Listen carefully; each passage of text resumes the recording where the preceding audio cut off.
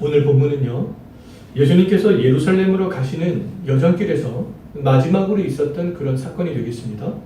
오늘 본문을 보면 예수님과 예수님을 따르면서 예수님과 그런 동일한 마음, 동일한 그런 야심을 가지고 예수님을 따랐던 그런 사람들이 있었던 반면에 또 예수님과 동일한 마음이 아닌 동일한 야심을 가지지 않고 예수님을 따랐던 그런 사람들이 나오는 것들을 볼 수 있습니다. 오늘 본문에 있는 그런 맹인 바디메오는요, 예수님과 동일한 그런 야심을 가진 사람이었지만 제자들과 예루살렘으로 가는 여정길에 예수님을 따랐던 그 사람들은요, 예수님과는 다른 야심을 가졌던 사람들이라고 말할 수 있습니다. 야심이란 단어를 우리가 생각해 볼 때에 부정적으로 생각하면 욕망과 연결이 되지만요, 긍정적으로 이 야심이라는 단어를 생각하면 우리가 소망과 연결이 될 수 있는 그런 단어라고 말할 수 있습니다.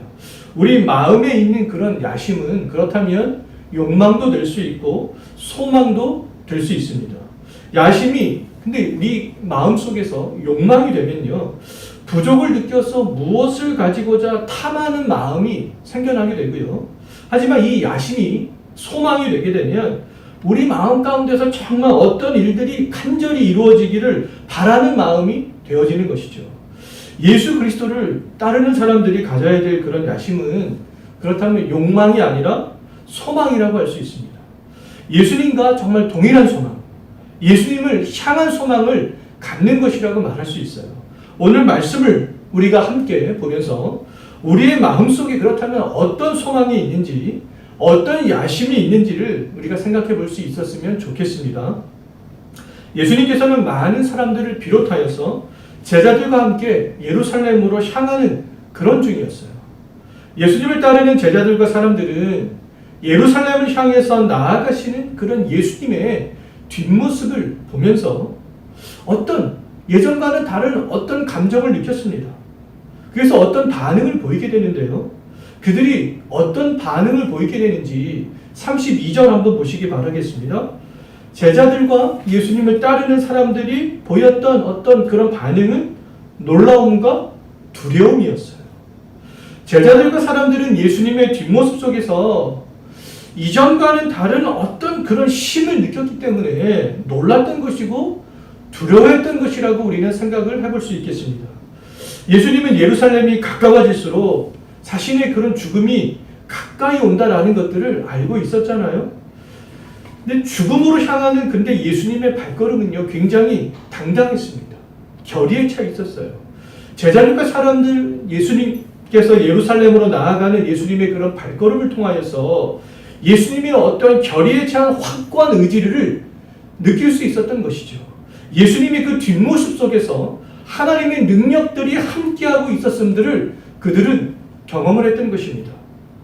출애굽기 24장 29절과 30절 말씀을 보게 되면요, 모세가 십계명의 그 두 돌판을 손에 들고 시내산에서 내려올 때 얼굴 피부에 광채가 났습니다. 모세는 자신의 얼굴에서 광채가 나는 것을 깨닫지 못했지만 아론과 온 이스라엘 자손들은요, 모세의 얼굴 피부에 광채가 나는 것들을 보고서 굉장히 두려워했어요. 예수님을 따르는 사람들도 아마 마찬가지였을 것이라고 생각이 됩니다. 하나님의 그 뜻을 이루기 위해서 예루살렘으로 나아가는 그런 예수님의 모습 속에서, 예루살렘이 지척에 있는 그런 예수님의 발걸음 속에서 사람들을 압도하는 어떠한 하나님의 임재로 인하여서 사람들이 두려움을 느꼈고 또 사람들이 놀랐던 것이라고 그렇게 볼 수 있겠습니다. 예수님께서는 제자들과 사람들이 그런 놀람과 두려움들을 경험했을 때 제자들을 여느 때와 마찬가지로 따로 불렀어요.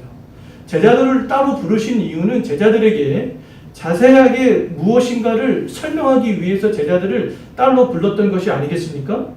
예수님께서는 제자들을 따로 불러서 예루살렘에서 이제 자신이 받을 고난과 죽음과 부활에 대해서 세 번째로 가르치기 시작하셨습니다. 예수님께서 십자가와 부활에 대해서 첫 번째로 말씀하셨을 때 베드로는 예수님을 붙들고 항변했었잖아요.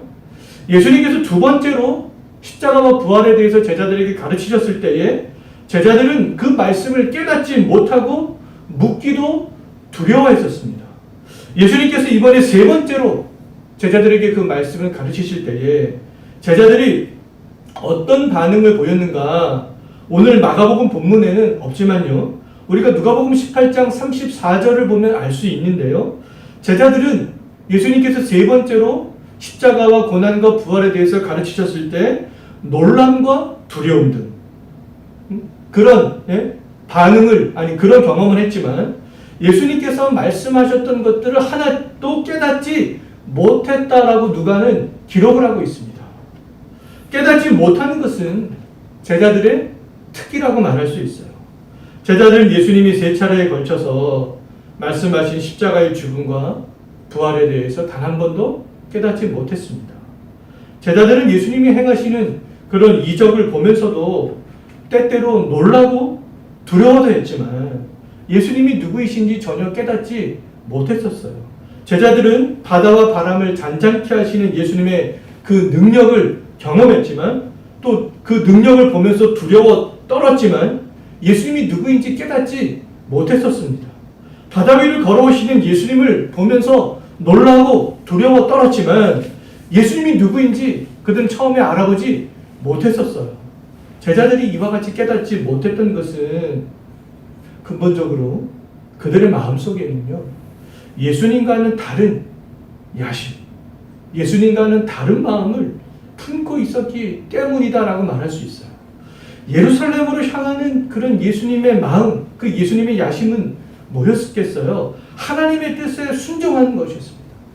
그 순종하기 위해서 굉장히 결의에 찬 발걸음으로 지금 예루살렘으로 향해 나아가시는 중이었잖아요. 그런데 이 제자들의 야심은요, 욕망으로 가득 차 있었습니다.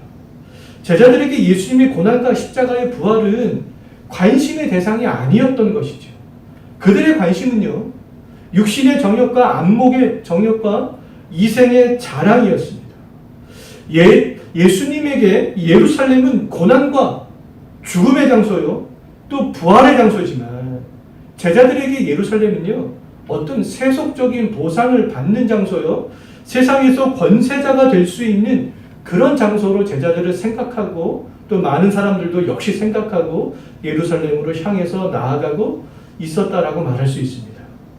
오늘날 우리 속에 있는 그런 야심이 욕망이라면 정말 제자들처럼 감정적으로 어떤 놀라움과 두려움 등을 경험했다 할지라도 또 아론과 온 이스라엘 백성들처럼 모세의 얼굴을 통하여서 하나님의 충만한 인재를 경험했다 할지라도 예수님이 가신 그런 고난과 십자가와 부활에 관심을 가질 수 없게 된다는 것이죠.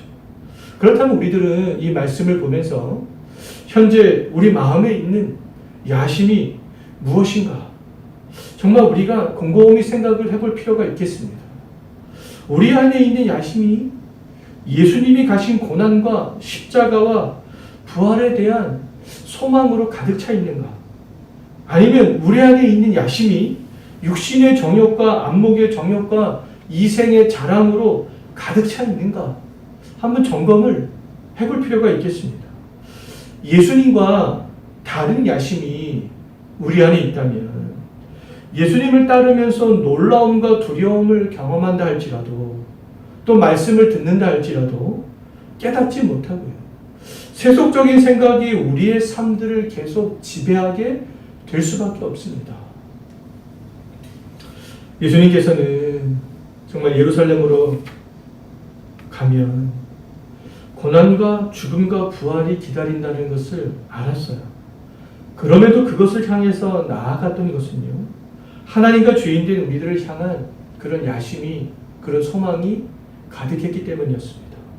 하나님의 영광과 우리의 대속을 위한 소망이 가득했기 때문이었어요. 예수님의 주변 사람들이 예수님을 보면서 가졌던 야심은 욕망이었지만 예수님께서 그들과 우리들과 하나님을 보면서 가졌던 그런 야심은 소망이었던 것이죠. 예수님께서 제자들을 따로 불러서 고난과 죽음과 부활에 대해서 세 번째로 이야기했지만 제자들은 전혀 관심을 보이지 않았습니다. 그것이 무엇인지 깨닫지 못하기 때문에 관심을 보이지 않았던 것이죠. 모든 것을 버리고 예수님을 열심히 따라다녔지만 여전히 그들의 마음에는요, 세상적인 것들이 가득했어요. 그들의 야심은 욕망으로 가득했던 것입니다. 35절 한번 보십시오. 세베대의 아들 야고보와 요한은 베드로와 함께 예수님이 가장 중요하게 생각했던 그런 제자들입니다. 예수님은 베드로와 세베대의 아들인 이 야고보와 요한을 다른 제자들보다 특별하게 대우했던 것들을 우리는 잘 알고 있는데요. 예수님께서는 특별하게 대우했지만 오늘 35절 본문 이하를 보게 되면 야고보와 요한을 비롯한 제자들이 예수님을 향한 그런 소망이 아니라 이 정욕의 야심으로 가득 찼던 것들을 볼 수가 있는데요. 정말 이 대표적인 이 세 명의 제자들이 정욕으로 가득 찼다면 다른 제자들은 뭐 말할 것도 없겠죠.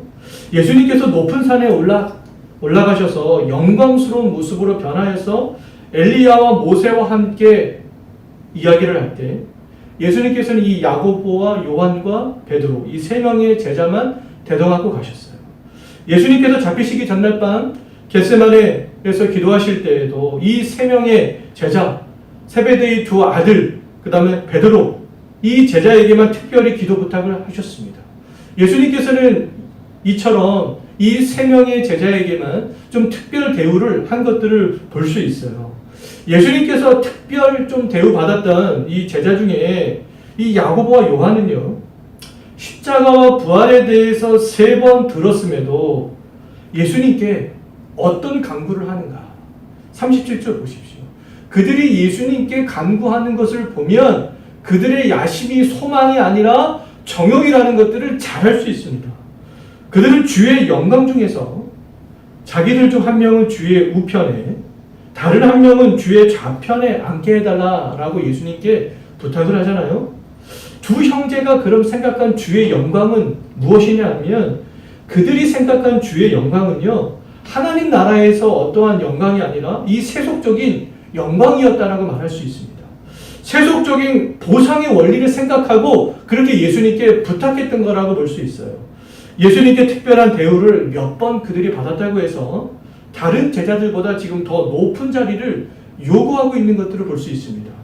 이 두 형제의 야심은 다른 제자들보다 더 높은 자리에 올라가는 것이었고요. 다른 제자들보다 더 좋은 대우를 받고자 하는 것이었습니다. 더 높은 자리에 올라가기를 원하는 것은 다른 제자들도 마찬가지였는데요. 우리가 41절을 보면 잘 알 수 있습니다. 41절 한번 보시기 바라겠습니다. 다른 제자들은 야고보와 요한이 예수님께 그렇게 부탁하는 것을 보면서 지금 뭐 하고 있습니까? 화를 내고 있잖아요. 다른 제자들이 화를 낸 것은 야고보와 요한처럼 세상적인 야심으로, 정욕으로 가득 차 있었기 때문이라고 볼 수 있습니다. 예수님을 따르면서 세상적인 보상을 바라는 것과 경제의식을 가지고 다른 성도들보다 더 높은 자리와 더 높은 대우를 받기를 원하는 것은 우리가 잘못된 것이라고 말할 수 있어요. 예수님의 정말 좌우편에 앉을 수 있는 사람들은요, 세상의 욕망으로 가득 찬 사람들이 아니라는 것입니다. 예수님의 좌우편에 앉을 수 있는 사람들이 그러면은 누구냐? 어떤 사람들이 정말 예수님의 좌우편에 앉을 수 있는 사람들이냐? 38절 한번 보시기 바라겠습니다. 예수님의 좌우편에 앉을 수 있는 사람들은요, 예수님이 마시는 잔을 마시는 사람이고 예수님이 받는 세례를 함께 받는 사람이라고 말할 수 있습니다. 예수님이 마시는 잔은 고난의 잔을 의미하고요, 예수님이 받으신 세례는 죽음을 의미한다고 말할 수 있어요. 예수님께서 고난받으시고 십자가에서 죽으신 것은 하나님의 그 뜻들을 이루기 위함이었습니다. 그럼 예수님의 좌우편에 앉을 수 있는 사람은 예수님처럼 하나님의 뜻을 이루기 위해서 고난받는 사람이에요. 예수님처럼 하나님의 뜻을 이루기 위하여서 죽기까지 순종하는 사람이라고 말할 수 있겠습니다. 우리들이 진실로 하나님의 나라에서 높아지기를 원한다면, 예수님의 좌우편에 앉기를 원한다면 마가복음 10장에 나오는 그 제자들처럼 우리의 야심이 어떠한 세상의 정욕으로 가득 차서는 안 된다는 것이죠. 진실로 예수님의 어떤 재림을 사모하고 하나님의 나라를 사모한다면 하나님의 영광과 그 하나님의 뜻을 이루기 위하여서 기꺼이 예수님의 고난과 죽음에 참여해야 된다는 것입니다. 그러한 사람들이 예수님의 좌우편에 앉을 수 있는 사람들이라는 것이죠. 이 땅에 오신 이 예수님의 야심은 하나님의 뜻을 이루는 것이었잖아요. 하나님의 뜻을 이루기 위해서 고난의 잔을 마셨고 십자가에서 죽으셨습니다. 우리의 마음속에는 정말 어떤 야심이 있는가 생각해 봤으면 좋겠어요. 정말 세상에서 높아지는 것인지 아니면 예수님의 고난과 죽음에 우리가 참여하는 것인지 생각해 볼 수 있었으면 좋겠습니다. 어떤 야심이 가득 차야 예수님의 좌우편에 앉을 수 있는지 우리가 좀 진지하게 고민을 해봐야 될 필요가 있어요. 우리의 마음속에 있어야 될 그런 야심은 세상에서 높아지려고 하는 그런 마음을 부인하고요. 내가 짊어져야 될 십자가를 지고 예수님을 따르는 것이라고 말할 수 있겠습니다.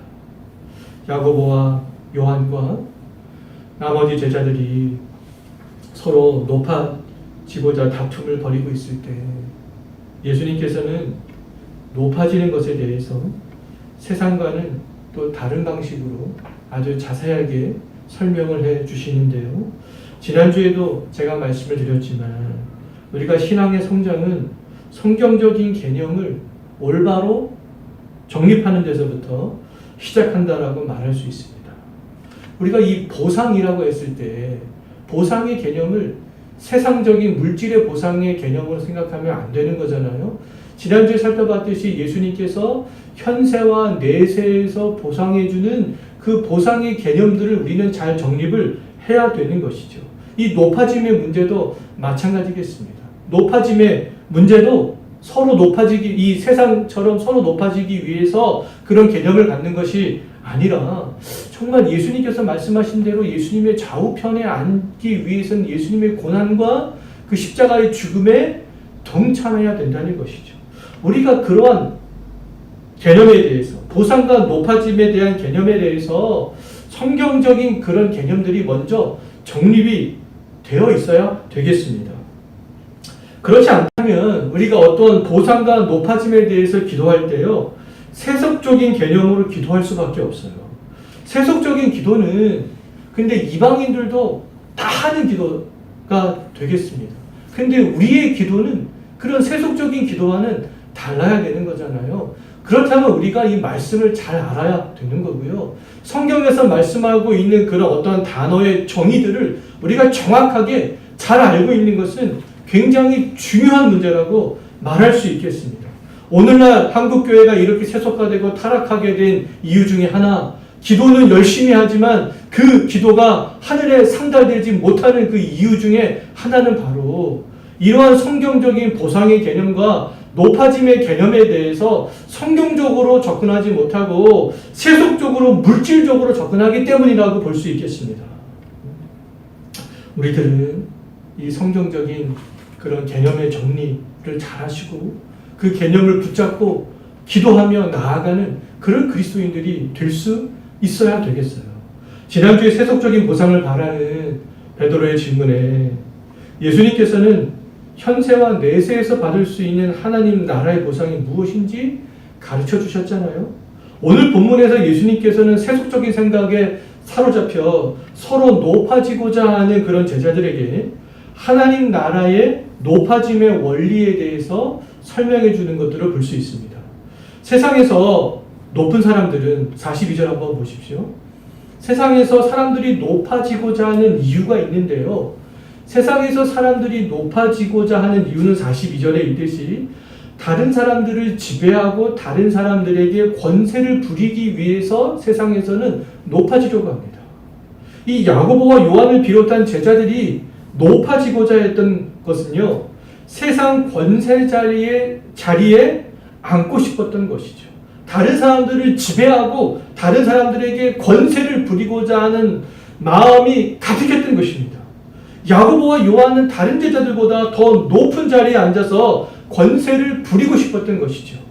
우리들도 이러한 마음으로 세상에서 높아지고자 한다면 잘못된 그런 야심을 가지고 있는 것이다 라고 말할 수 있어요. 그러한 야심은 욕망이요 정욕이라고 말할 수 있습니다. 하나님 나라에서 높아지는 원리는 세상에서 높아지는 원리와 다릅니다. 세상에서는 뭐 공부를 열심히 하거나 뭐 공무원 고위직 공무원 시험에 패스하거나 아니면 대통령의 마음에 들거나 그러면 돼요. 근데 하나님의 나라에서 높아지는 사람들은 그렇지 않습니다. 하나님의 나라에서 높아지는 사람들은 다른 사람들을 지배하고 그들에게 권세를 부리는 사람들이 아니기 때문에 그렇습니다. 하나님 나라에서 높아지는 사람들은 어떤 사람들인가? 어떻게 하면 우리가 하나님 나라에서 높아질 수 있겠는가? 43절 한번 보시기 바라겠습니다. 어떤 사람들이 높아질 수 있겠습니까? 섬기는 사람들이 높아질 수 있다는 거예요. 공무원 시험을 봐서 합격하는 사람들이 높아지는 사람들이 아니고 사회적, 경제적 지위가 높은 사람들이 높아질 수 있는 것이 아니라는 것이죠. 섬기는 사람들이 하나님의 나라에서는 높아질 수 있는 사람들이라는 것입니다. 이것이 성경의 원리가 되겠습니다.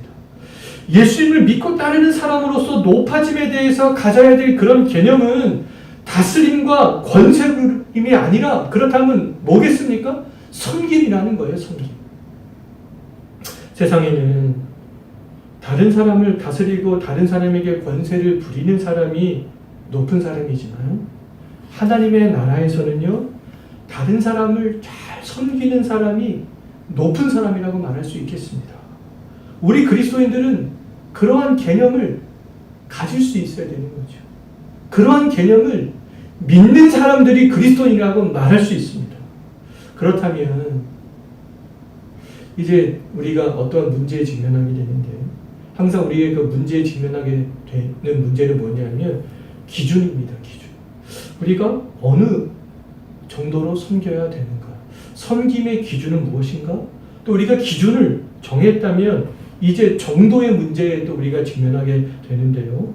우리가 어느 정도까지 그럼 우리가 섬겨야 되는가? 하나님 나라에서 높아지는 자의 기준은 섬김이라는 것들을 알았습니다. 그럼 우리가 섬김이라는 기준을 알았는데 그럼 도대체 우리가 어느 정도까지 섬겨야 되는가? 우리가 또 이 문제에 직면할 수 있잖아요. 근데 우리가 이 기준은 아마 그리스도인들이라면 다 누구나 보편적으로 인정할 수 있을 것입니다. 근데 또 우리가 그리스도인들 중에 몇몇 사람들, 뭐 저를 포함해서요, 정도의 문제에 직면할 때마다 우리에게 있는 그런 나쁜 습성이 있는데요. 그 나쁜 습성은 뭐냐면 항상 그 정도의 문제에 있어서 내가 할 수 있는 범위가 무엇인가, 내가 정한 범위 내에서만 하려고 하는 그런 습성들이 있다는 것입니다. 내가 먼저 딱 범위를, 정도를 정해놓는 것이죠. 근데 내가 정한 범위와 정도를 이제 넘어가는 순간부터 스트레스를 받게 되는 거잖아요. 또 재고 따지기 시작합니다. 이해즉시를 따지기 시작하는 것이죠. 이와 같은 습성들이 우리에게 남아있는 것은 아직 우리에게 무엇이 남아있다는 거예요. 세속적인 야심들이 아직도 우리에게는 남아있다라는 그런 증거가 되겠습니다. 정도의 문제로 우리가 스트레스를 받지 않기 위해서는요, 섬김에 대한 개념을 바꿔야 되는 것이죠. 섬김에 대한 개념이 재정립될 때 사람들이 인정하는 높은 사람들이 아니라 하나님에게 인정받는 그런 높은 사람들이 될 수 있고요. 하나님께서 원하시는 그런 정도에 이르기 위해서 우리들은 기도에 더욱더 열심을 낼 수 있게 되는 것이죠.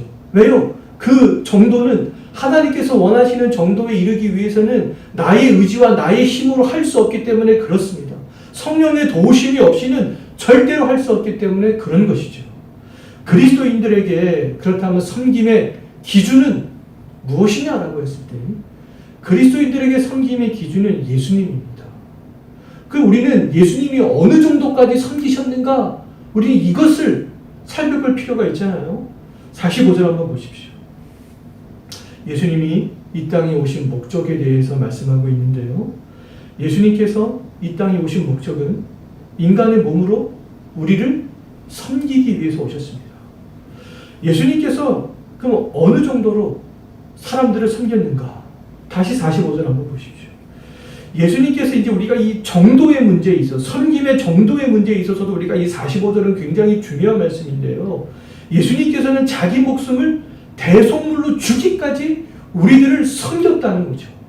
예수님께서는 우리들의 죄값을 치르기 위해서 죽으셨다는 겁니다. 예수님께서는 우리를 섬기되 죽을 때까지 섬기셨다는 거예요. 이 땅에서 오신 예수님이 죽기까지 섬기자. 하나님은 죽기까지 섬긴 예수님을 어떻게 하셨습니까? 다시 높여주셨잖아요. 어떻게 높여주셨어요? 하나님 보좌 우편으로 높여주셨습니다. 정말 우리가 예수님의 좌우편에 앉기 위해서는 예수님의 이 땅에서 고난과 그 십자가의 죽음에 참여해야 되고, 그 참여하는 길은 바로 이 섬기는 길이 되는 거잖아요. 우리가 그러한 사람들에게 하나님께서 예수님의 좌우편에 앉을 수 있는 그런 특권들을 약속하신 것입니다. 하늘 영광을 버리고 이 땅에 오신 예수님은 세속적인 야심은 하나도 없으셨어요. 오직 죄인된 우리들을 섬기고자 하는 그 야심, 그 소망만 있으셨습니다.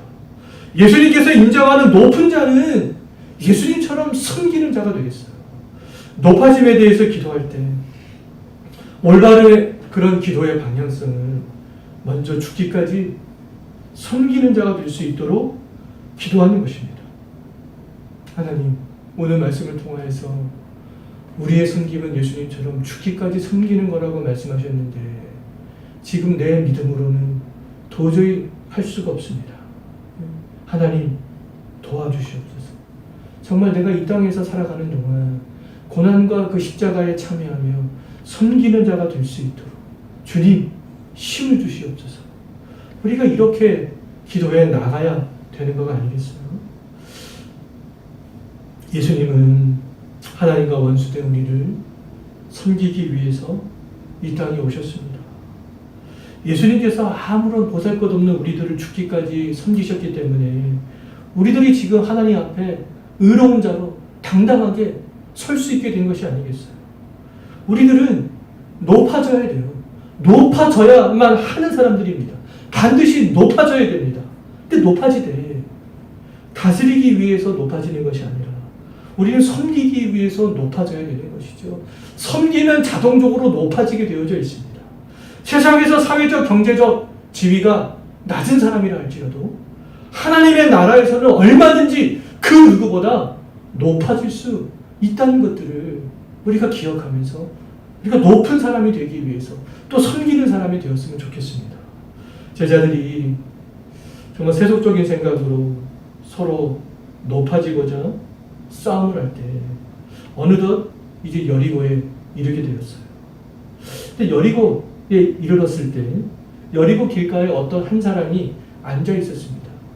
그 사람이 누구인가? 46절 한번 보십시오. 여리고 길가에 앉아 있었던 그 한 사람은 디메오의 아들 누구였습니까? 그 사람의 특징이 뭐였어요? 맹인이었어요. 또 그 사람의 특징이 뭐였습니까? 거지였습니다. 맹인이요 거지였던 바디메오라는 사람이 길가에 앉아 있었어요. 맹인이자 거지였던 바디메오에게 근데 관심을 갖는 사람들이 있었겠어요? 아무도 없었습니다. 바디메오는요, 나사렛 출신인 예수님이 여리고에 오셨다는 소식을 듣고 예수님께 나가서 힘껏 외치기 시작하죠. 47절 보십시오. 어떤 외침을 외치기 시작합니까? 바디메오는 다윗의 자손 예수여 나를 불쌍하게 여기소서. 이런 외침을 외쳤습니다.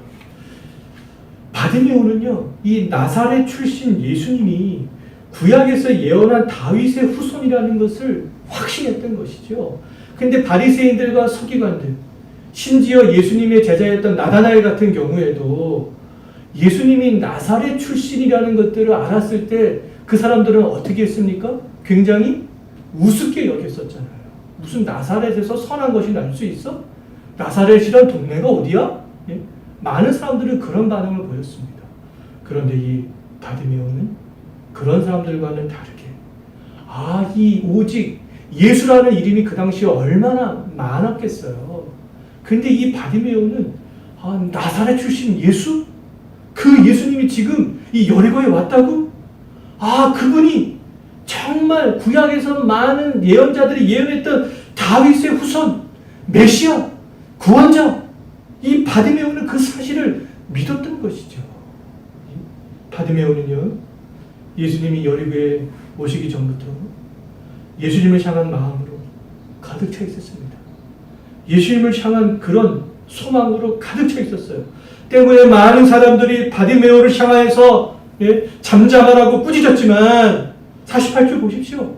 바디메오는 아랑곳하지 않고 더욱더 크게 예수님을 향해 나아가서 부르짖는 것들을 볼 수 있잖아요. 왜요? 나사렛 출신 예수님이 구약에서 예언한 그 메시아가 맞기 때문에 그랬던 것이죠. 우리가 어떤 상황에 처해 있든지 이 바디메오처럼 마음에 예수님을 향한 소망의 야심이 정말 가득하다면 다른 사람들의 시선을 의식하겠습니까?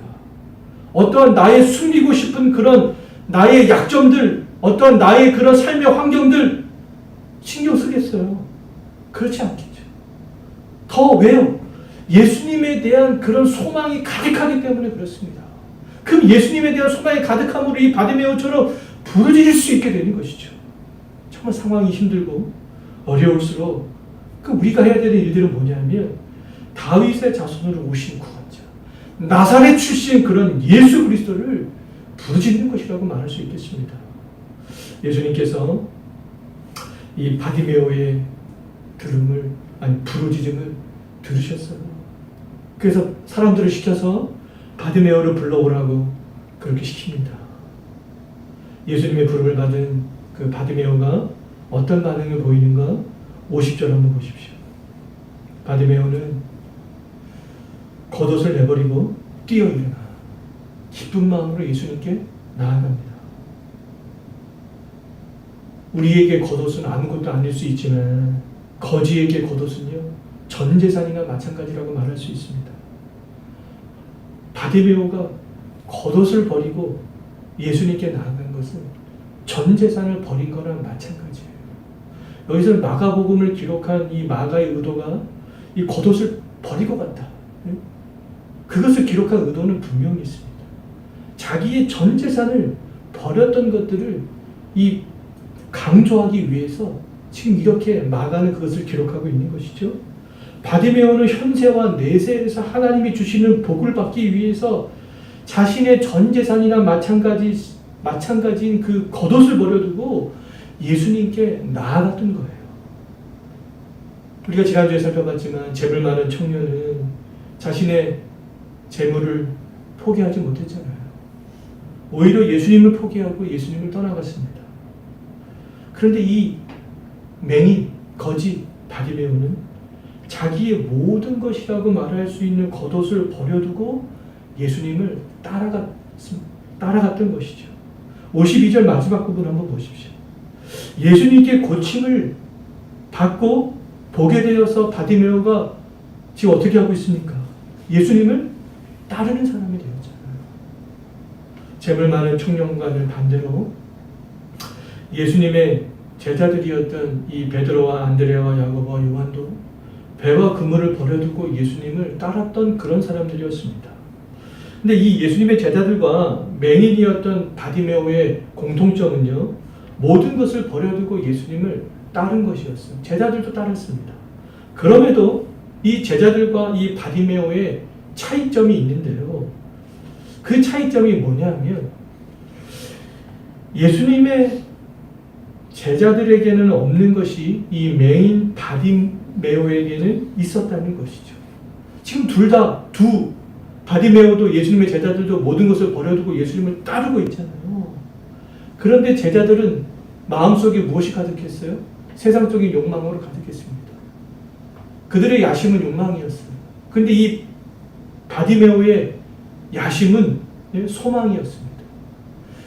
바디메오가 그런 소망을 가질 수 있었던 것은 나사렛 출신 예수님을 바라보는 그런 영적인 통찰력이 있었기 때문에 그랬던 것이죠. 영적인 통찰력으로 그 나사렛 출신 예수님이 하나님이라는 것들을, 메시아라는 것들을 믿을 수 있었던 것입니다. 제자들은 눈으로는 볼 수 있었지만 영적인 통찰력들은 없었기 때문에 아직 예루살렘으로 향해 나아가시는 그 예수님이 누구인지 알지 못했습니다. 예수님과 동일한 그런 야심을 갖지 못했어요. 그들의 야심은 정욕이었습니다. 보상에 대한 정욕, 높아짐에 대한 정욕, 그것으로 가득 차 있었어요. 근데 반대로 이 바디메오는 볼 수는 없었지만 영적인 통찰력이 있었잖아요. 나사렛 출신 예수를 구원자로 메시아로 믿을 수 있는 그런 믿음이 있었습니다.